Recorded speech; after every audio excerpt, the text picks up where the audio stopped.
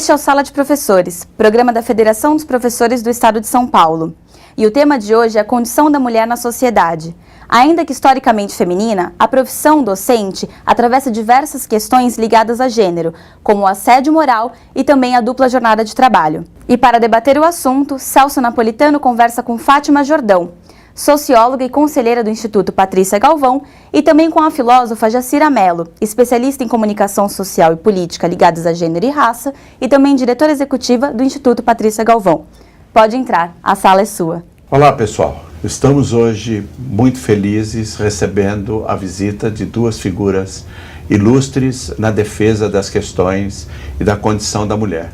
A socióloga Fátima Jordão, especialista em pesquisa de opinião, conselheira do Instituto Patrícia Galvão e do Instituto Vladimir Herzog. Tudo bem, Fátima? Tudo bem.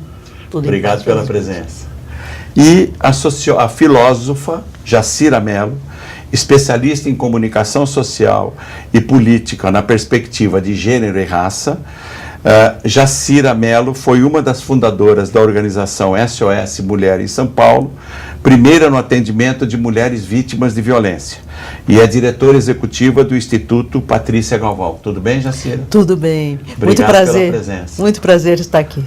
Eu queria começar com você, Jacira, para que você desse uma ideia do trabalho do Instituto Patrícia Galvão, de como vocês atuam na questão dos interesses das mulheres. O Instituto Patrícia Galvão, ele surgiu, nós fundamos essa instituição há 11 anos, para trabalhar especialmente com os meios de comunicação, isto é, contribuir para que os meios de comunicação venham abordar as questões de interesse e de importância para as mulheres no país com mais constitucionalização e com mais aprofundamento. Isto é, contextualizar, aprofundar e olhar da perspectiva das mulheres, que somos 52% da população, em relação a todos os temas que têm a ver com a cidade, que têm a ver com a vida das pessoas na cidade, no espaço público e privado.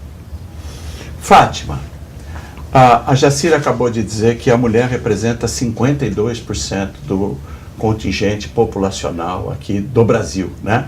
Isso é em termos brasileiros, né? Em termos de Brasil. Como é a representação da mulher nas instâncias de decisão?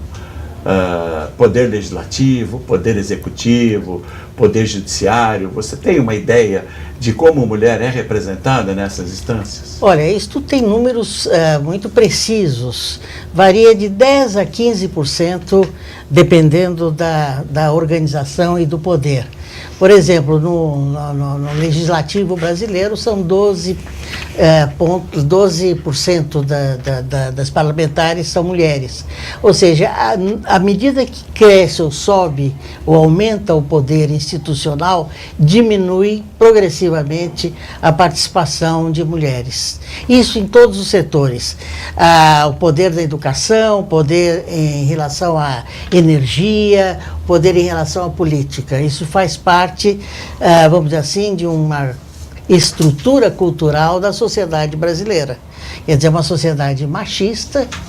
Agora, a diferença e as desigualdades de gênero ocorrem no mundo inteiro. O Brasil é que é particularmente atrasado em relação a essa questão. Não só em relação à participação política, mas, por exemplo, nós somos o 7º país que mais agride as mulheres. Para você ter ideia, enquanto estamos falando aqui, a cada 1 hora se verifica e se sinaliza e se denuncia um estupro por hora. Um estupro por hora das mulheres brasileiras. Isso as que são notificadas. Então, o Brasil ainda é um país que tem que avançar muito e a gente depende muito de meios de comunicação que entendam essa diferença de gênero, muito da educação, em que as mulheres são predominantes como professoras, entendam que a questão de gênero é uma questão pedagógica importantíssima para o desenvolvimento do Brasil. Um estupro por hora, em média, acontece no Brasil. Notificado, fora aqueles que não são notificados. além da própria violência, outro tipo de violência contra as mulheres. Isso é um número espantosamente absurdo, né? Como... Além de absurdo, todos os estudos no Brasil e em outros países demonstram que menos de 15% dos estupros ou violência sexual são denunciados. Então, nós temos um quadro muito, muito complexo. Por quê? Porque hoje ainda tem uma visão cultural de que a mulher que sofre estupro, por alguma razão, ela estava na hora, no dia, com a roupa, com o lugar inapropriado. Quer dizer, tem uma visão ainda que a mulher que tem que ser a principal responsável por não acontecer a violência com ela. Quer dizer, tem uma questão muito, muito complicada nisso. E como é que o Instituto Patrícia Galvão tem atuado nesse sentido de conscientização das mulheres? Por exemplo, na questão, inclusive, da notificação. A gente sabe que muitas mulheres não notificam por medo, por receio da reação, da retaliação, e outras até por proteção ao próprio companheiro ou às pessoas da sua família. Como é que o Instituto Patrícia Galvão tem se colocado nessa questão, na questão da orientação? Olha, primeiro o Instituto Patrícia Galvão foi o instituto pioneiro a trabalhar com pesquisas de violência contra as mulheres, pesquisas focadas só nesse tema. Então, algo que nós fazemos é mostrar o quanto a sociedade já hoje reprova a violência contra as mulheres, quanto a sociedade hoje vê de forma crítica a ação, por exemplo, do judiciário ou de segurança pública, que não tem dado respostas à altura, e, ao mesmo tempo, faz um trabalho junto à imprensa, junto à televisão, junto a jornais e principalmente rádio também, publicizando essa percepção da população. Isto é, nós buscamos fazer pesquisas de opinião, depois ter a opinião de pessoas que estão em lugares estratégicos, juízes, juízas, delegadas, promotores públicos, e levar isso muito forte para os meios de comunicação de massa. E me parece e nós temos tido respostas de que essa é uma ação que tem dado força para as mulheres irem buscar ajuda. Por exemplo, eu sou a pessoa no Patrícia Galvão que dou a maioria das entrevistas, né? E as pessoas falam, o jornalista chega para mim e diz: a senhora podia dar uma mensagem para a mulher e denunciar? Eu digo: olha, eu vou dar uma mensagem para a mulher, não fique só. Se você sofre violência doméstica, se você sofre algum tipo de violência ou sofreu, não fique só. Comente com uma pessoa da sua família, da sua confiança e busque ajuda. Busque ajuda psicológica, ajuda de assistência social. E se tiver preparada e pronta, vá a uma delegacia. Porque a gente precisa, acima de tudo, entender que essa mulher que sofre violência precisa ser acolhida. E tem algo interessante para nós comentarmos, que é a questão de debater esse tema nas escolas. Era isso que eu queria tocar, porque a Fátima colocou aqui, de uma maneira com muita propriedade, e é a verdade, que há uma predominância do gênero feminino, né, entre os docentes. Então, principalmente no ensino básico, né, desde da educação infantil até o ensino médio. E de que maneira, então, vocês acham, a Fátima poderia responder essa pergunta, poderia se colocar nessa questão, de que maneira um trabalho poderia ser feito com as professoras, de modo a identificarem entre os seus alunos se algum tipo de violência doméstica está ocorrendo, até algum tipo de violência sexual contra os alunos, de que maneira isso poderia ser tratado, né, no auxílio a que essa situação fosse coibida, e ao mesmo tempo na educação dessa moçada, dos meninos, das meninas, né, de tenra idade, para que crescessem como cidadãos e cidadãs dotados de uma consciência crítica com relação a isso, e que fossem então também zelosos no sentido da defesa da mulher. Mas isso é uma questão que a gente vai colocar para o segundo bloco. Nós vamos fazer um intervalinho agora. Muito obrigado.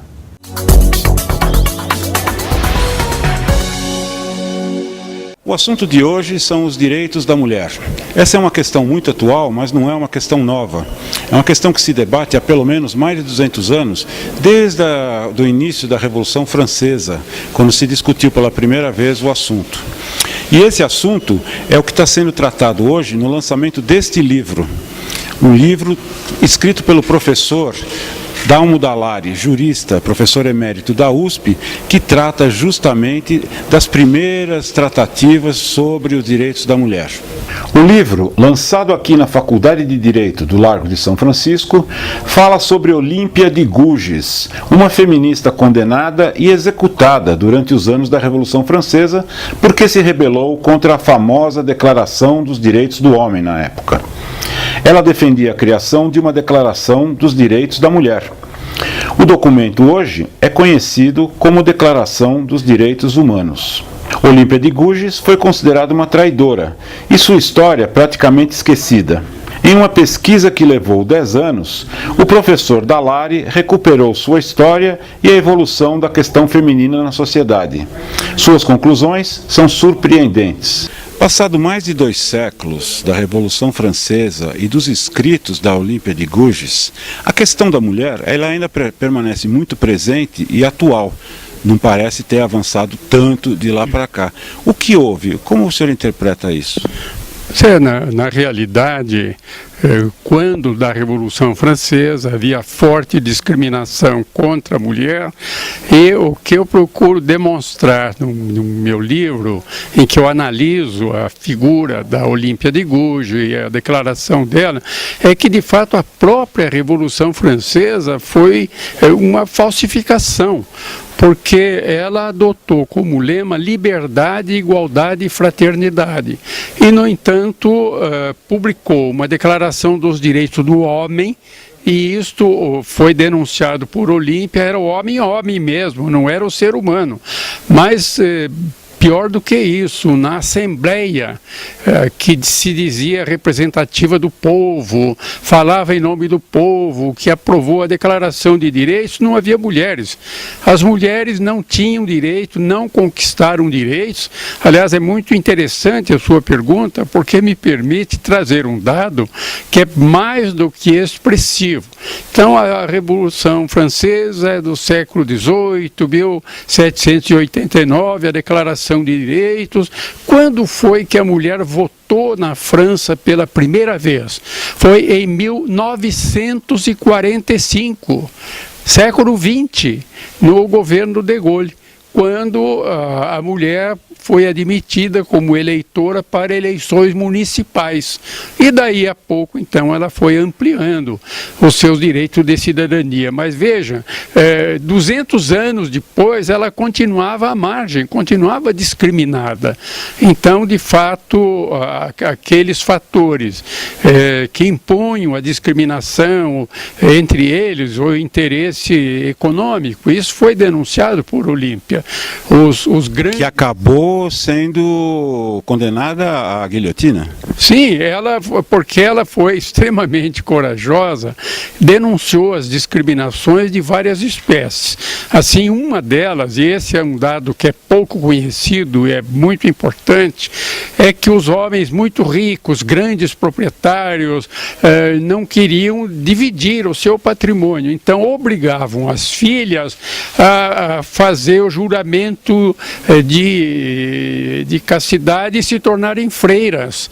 E isso foi denunciado por Olímpia de Gouges, esses votos forçados, é a expressão que ela usa, e com isso ela comprou como inimigos, teve como inimigos os grandes proprietários que não queriam que a filha casasse, e também a Igreja Católica, porque a Igreja Católica sabia que aquela opção por ser freira era, na verdade, uma imposição. E a igreja recebia por cada menina, por cada jovem que optasse por ser freira. Então esse é um aspecto muito importante de se verificar, que apesar da Revolução Francesa e muitas afirmações do século XIX, sempre se manteve a discriminação da mulher. E uma das razões da discriminação é de natureza econômica. É exatamente não querer dividir o patrimônio, não admitir sócio para o patrimônio. E isso, em grande parte, pesa ainda hoje. A gente, na educação básica, principalmente no estado de São Paulo, sabemos que 7 a 8 entre cada 10 docentes são professoras, a maioria são de mulheres. Como é que o senhor observa isso? Não, eu vejo, são vários os fatores, mas eu vejo especialmente 2 fatores que, ao meu ver, pesaram muito. De um lado, a posição de professora, especialmente professora de curso primário, era vista e ainda é vista em grande parte como uma espécie de continuidade do papel de mãe. Então, a professora é a mãe. É a continuação da mãe que dá apoio, inclusive apoio afetivo aos estudantes. Mas, a partir disso, existe um outro aspecto, e aqui também aparece o fator econômico, é que essa função de professor primário tinha remuneração muito baixa. E, então, por isso, os homens iam fazer coisas, iam ter atividades que dessem mais dinheiro. E, então, a profissão de professora ficou para as mulheres, que as mulheres, de certo modo, apenas complementavam a renda familiar. A renda principal era dos homens. E daí essa a explicação de um número muito maior de professoras do que de professores. Olímpia de Gouges, a personagem histórica do livro do professor Dalmo Dallari, permaneceu esquecida durante muitos anos, praticamente até agora. Mas suas ideias permanecem e animam a luta, inclusive das professoras do estado de São Paulo.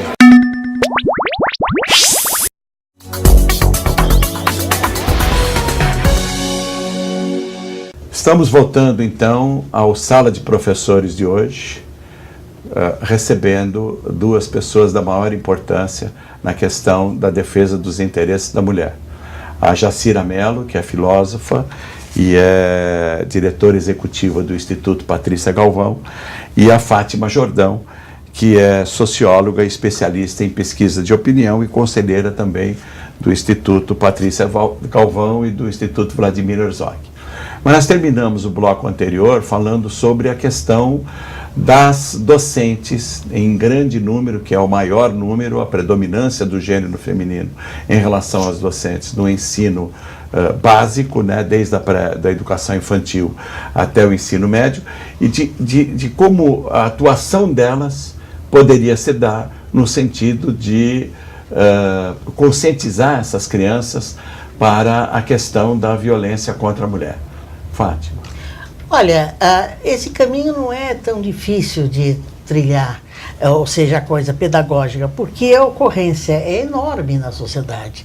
Todos os jornais, as emissoras de televisão, a dramaturgia, no caso das telenovelas, põe o dedo com muita firmeza nessa questão da violência contra a mulher. Portanto, lidar com isso dentro da classe, basta tirar um recorte da realidade diária, dada no jornal, dada num capítulo de telenovela, e colocar em discussão nas classes. A maioria das professoras tem conhecimento desse fenômeno, elas percebem, inclusive, por mudanças radicais de atitude das crianças, mudanças comportamentais, as crianças quando presenciam essa violência e quando a violência é gradual, ela vai aumentando na família, ela deixa transparecer.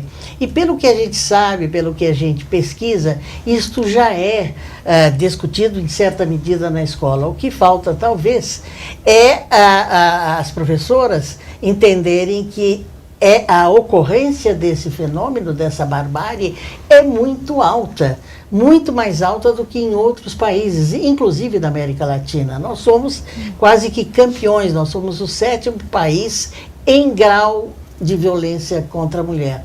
Então, se as professoras têm um grande papel em resgatar nas crianças exatamente essa consciência e a capacidade que elas podem ter de solidarizar-se com mães, com irmãs mais novas e, sobretudo, dialogar e discutir para até aliviar o peso que carrega.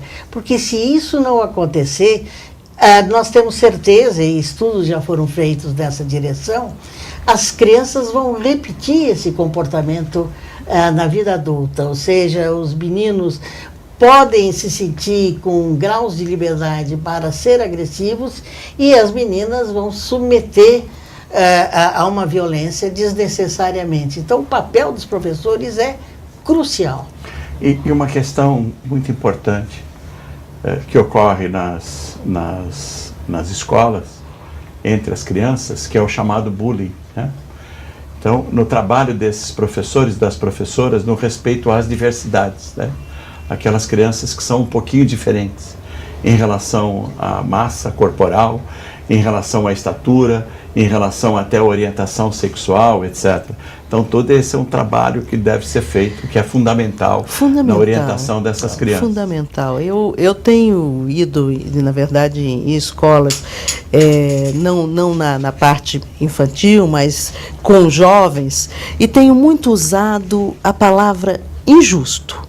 Dizendo, olha, é injusto, vocês não podem ser, não devem ser injustos. Eu nem uso mais o termo machismo, que me parece que ficou muito banalizado, tem graus e graus de machismo, todo mundo é machista, então, injusto.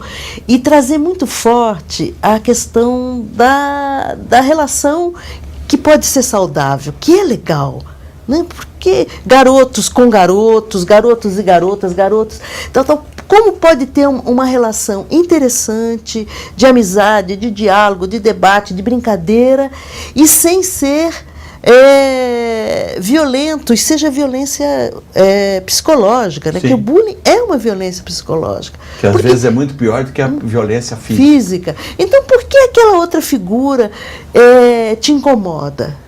Pergunta para você, porque você não vai descobrir nela, etc.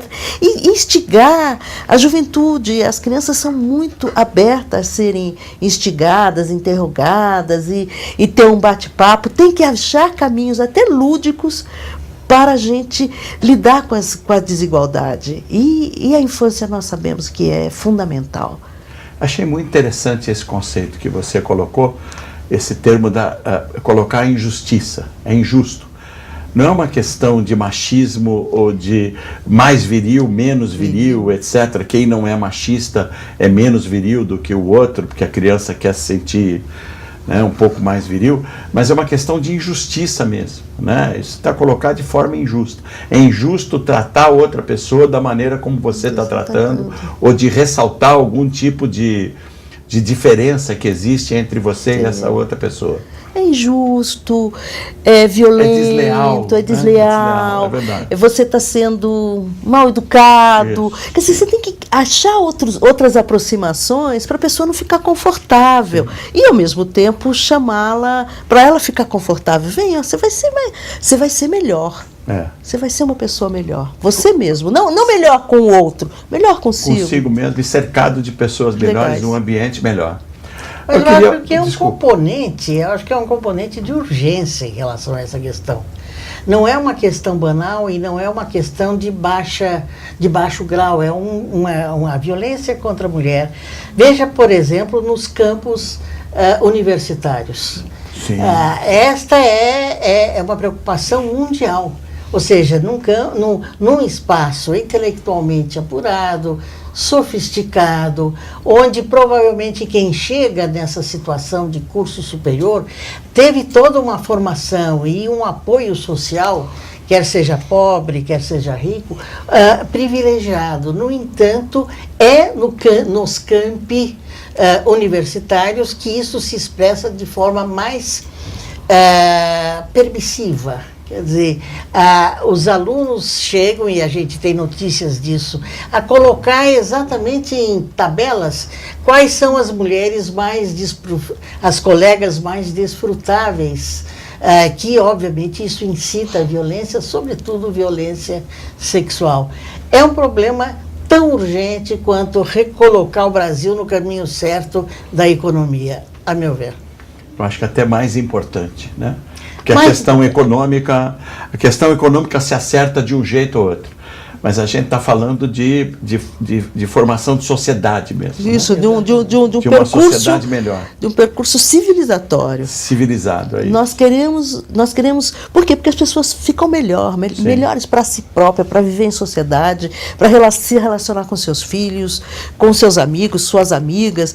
Vamos pensar que hoje se projeta que nos lares brasileiros, pelo menos perto de 45%, há violência doméstica. O que nós estamos dizendo? Nós estamos dizendo que tem um aprendizado de violência dentro da própria casa, onde deveria ser o lugar mais harmonioso, de diálogo, de compreensão, porque você está ali com os seus mais amados. Nós falamos muito de violência urbana no Brasil. O Brasil é um país muito violento no espaço público, e fala-se muito pouco nesse espaço privado, que precisa ser mais acolhedor. Se debate, pode ter diferenças, até pensar-se diferente, mas é muito importante que nós começamos a colocar, como a Fátima diz, é um assunto urgente para o Brasil ser uma sociedade, para se avançar. E a escola é o lugar principal para isso. Esse papo foi muito agradável. Eu acho até que nós vamos convidá-las novamente para a gente tocar em outros assuntos, inclusive da representação da mulher no parlamento. E eu queria agradecer imensamente a presença de vocês e a colaboração que vocês deram em relação a essa questão aí de muita importância, que são os assuntos de interesse da mulher. Queria agradecer a Fátima Jordão e a Jacira a gentileza de terem comparecido aqui à sala de professores. Nós Muito que obrigado. agradecemos. Nós que agradecemos o convite, e esse programa é da maior importância. Muito obrigado.